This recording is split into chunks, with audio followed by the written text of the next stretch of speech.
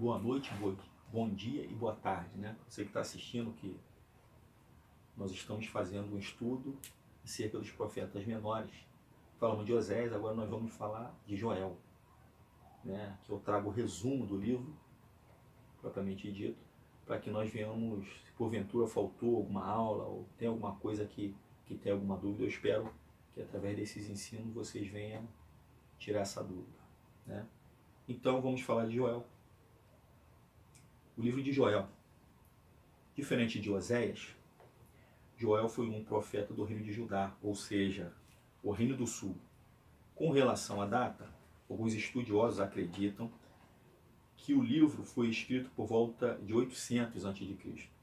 Seu ministério pode ter acontecido nos tempos de Joás. Seu livro fala sobre a praga de gafanhotos que assolou a Palestina. Lembrando que gafanhotos são símbolos da ira divina. Sobre a frutificação renovada da terra, arrependimento, o dom do Espírito sendo derramado e o julgamento das nações inimigas de Israel. Então o livro de Joel já falava do que aconteceu no dia de Pentecostes, no Novo Testamento, o derramamento do Espírito Santo de Deus sobre os homens. O livro de Joel tem dois objetivos, histórico e profético. O objetivo histórico configura-se em uma chamada à nação de Judá para que se arrependa, reagindo de forma correta aos julgamentos do Senhor, que foram vistos com os gafanhotos e a seca, para que, atentando para esses sinais iniciais, evitassem que calamidades piores sucedessem. O objetivo profético era mostrar o dia do Senhor, no qual ele subjugará os pagãos, concederá liberdade ao seu povo para habitar com ele. Joel, o significado do nome de Joel. O que significa Joel? Jeová é Deus. É um nome composto de, eu não sei essa pronúncia, né? Iá e El. O que se adequa ao que está escrito: saberei que eu sou o Senhor vosso Deus, em Joel, capítulo 2, versículo 27, capítulo 3, 17. Vamos ver lá.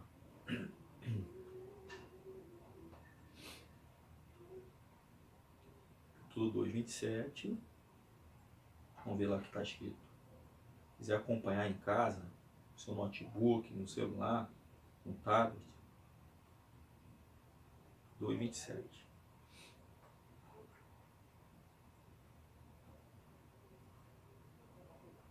Quanto mais se aprende, meus irmãos, é melhor.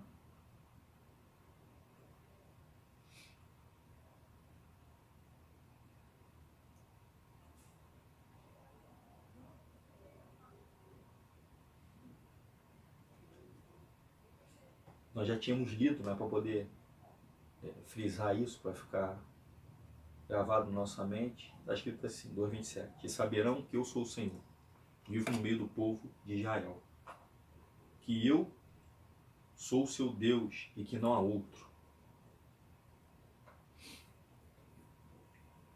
É isso aí. Assim como pouco se sabe a respeito de Oséias, encontramos poucas informações referentes a Joel como dado pessoal. As informações de estudo que nós temos hoje, só buscando mesmo em seminário, em teologia, porque a Bíblia não tem muitas informações, a não ser que você vai buscar. Eu me lembro que uma vez eu li e falava que o Senhor Jesus saudava os seus irmãos com ósculo santo. Então eu tive que pesquisar para saber o que é aquilo. E o significado de ósculo santo significa beijo no rosto, ou beijo santo. Então tem coisas que a Bíblia que a gente lê e não entende. Aí fica sem vontade de estudar, sem vontade de aprender, porque não entende as coisas que está escrito. Então, por isso que é importante a gente buscar atrás de estudo. Não é só ler, é examinar, buscar o conhecimento, é buscar o que significa as palavras. Hoje temos muita informação, temos acesso à internet, que você usa o Google como uma ferramenta de busca e é uma maravilha. Está escrito assim. Desculpa. Sabemos que apenas seu pai se chamava Petuel. Pelo conteúdo do livro, temos a indicação de que morou e profetizou em Judá e em Jerusalém. E pode ter sido um sacerdote. As frequentes referências a sacerdote nos fazem esse tipo de sugestão. Existe na Bíblia outras 14 pessoas com o nome de Joel. É interessante isso, já passei muito por isso. Tu está lendo acerca de um profeta, está lendo acerca de uma história e se depara com nomes conhecidos que você leu em outros capítulos, em outros evangelhos, até em outros livros, até em epístolas. Porque existem esse número de pessoas com esse nome. E a gente às vezes atropela ali, tropeça, né? Tropeça nesse negócio. 14, pelo menos, 14 pessoas com esse mesmo nome, Joel. Contexto do livro. O livro começa com a descrição da praga de gafanhotos, que devastou a terra da Palestina, matando animais e deixando a terra seca. Joel vê nesse fato o juízo de Deus por causa dos pecados cometidos pelo povo, embora tenha ocorrido de forma literal, ou seja, tenha acontecido de verdade. O gafanhoto foi lá e comeu tudo mesmo, literalmente. Literal significa isso. Aconteceu, não foi uma parábola, não foi nada desse tipo, foi real, o negócio aconteceu mesmo. O gafanhoto foi lá e comeu, e o povo passou sufoco. Embora tenha ocorrido de forma literal, a praga também se tornou uma metáfora para iniciar o ataque de povos sobre a nação de Judá. Alguns estudiosos discutem se seria os assírios ou babilônios, ou até de ambos. Mas para se estudar esse livro, é preciso ter uma concepção em mente. A primeira concepção é conteúdo. A praga dos gafanhotos.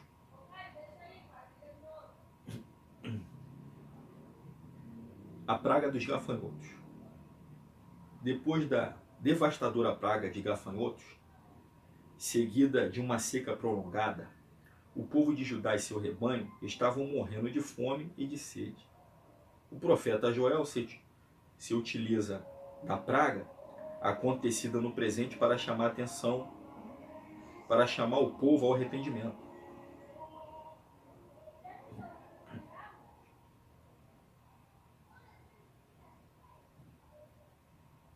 A praga de gafanhotos. Depois da devastadora praga de gafanhotos, em seguida uma seca prolongada, o povo de Judá e o seu rebanho estavam morrendo de fome e de sede. O profeta Joel se utiliza da praga acontecida no presente para chamar a atenção do povo ao arrependimento, para que se volte para Deus antes que o juízo mais severo os acometa. Com a destruição ocasionada por exércitos hostis, ele nos mostra o quadro de tamanha desolação.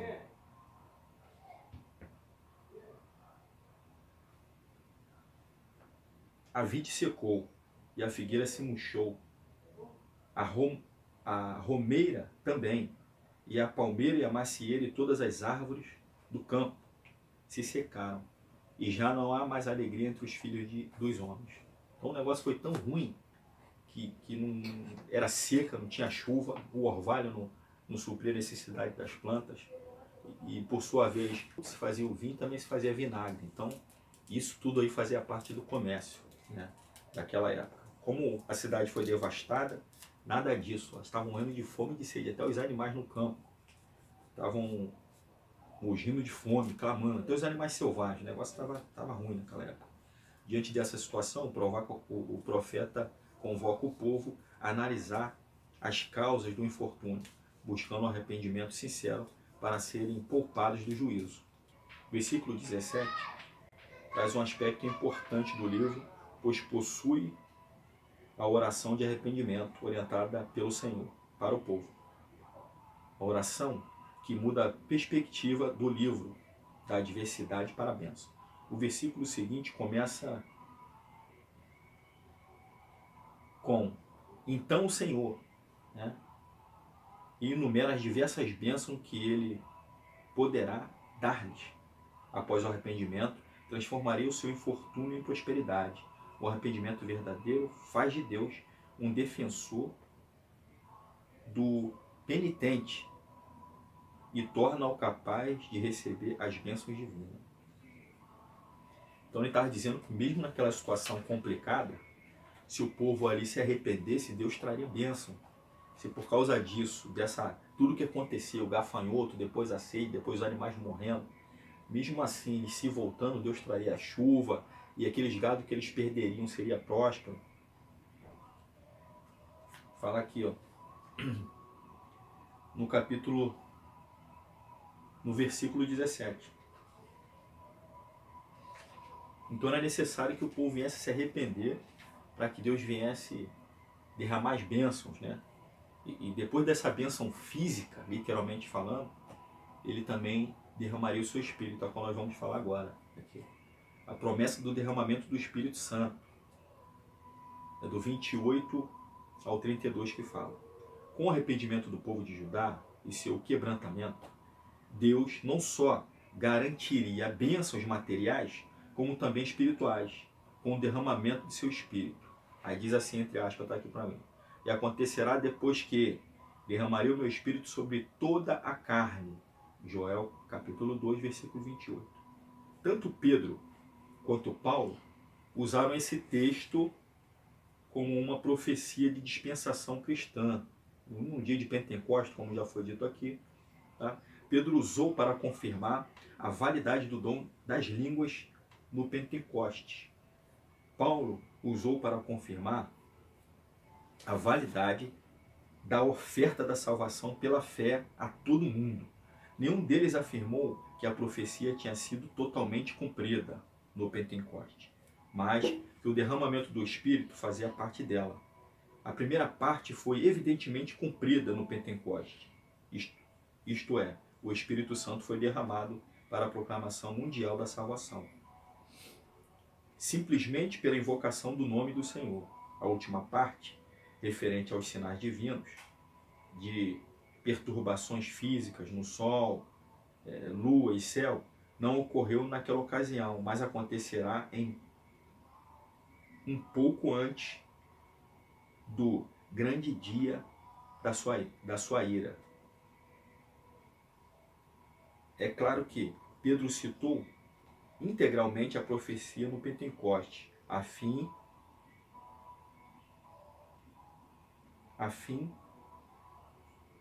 de concluir a oferta universal da salvação no final, tal como a profecia da vinda do Messias em Isaías, capítulo 9, do versículo 6 ao 7. Essa obra de graça do Espírito Santo é da obra do terrível julgamento. Tem duas fases, largamente distanciadas. A primeira é o juízo sobre as nações inimigas. Joel termina o seu livro falando da condenação que atingiria aqueles que foram inimigos de Israel. É uma narração escatológica. Escatologia é o estudo dos fins do tempo, do fim do mundo. São as profecias que falam do fim do mundo. Chama-se o estudo de escatologia.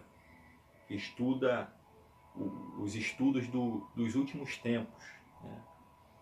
Que fala sobre o Armagedon, da luta do Vale de Josafá, onde está realizado o juízo de Deus para com os homens, né? Fala aqui também. Joel 3, do 1 ao 16. A partir do versículo 18, temos a restauração de Israel nessa parte. O que encontramos é uma série de figuras que conduzem às características da terra prometida, na qual os rios, que em Judá eram geralmente secos, agora fluiriam abundantemente. Também não haveria estação seca. Então Israel será levantado como cabeça entre as nações. Então, meus irmãos, estudos, está aqui. E a data também aqui eu vou passar para vocês, de cada um. Já passei de de Oséias, agora eu vou passar de Joel. Tá aqui, ó. Joel foi profeta nessa época do cativeiro.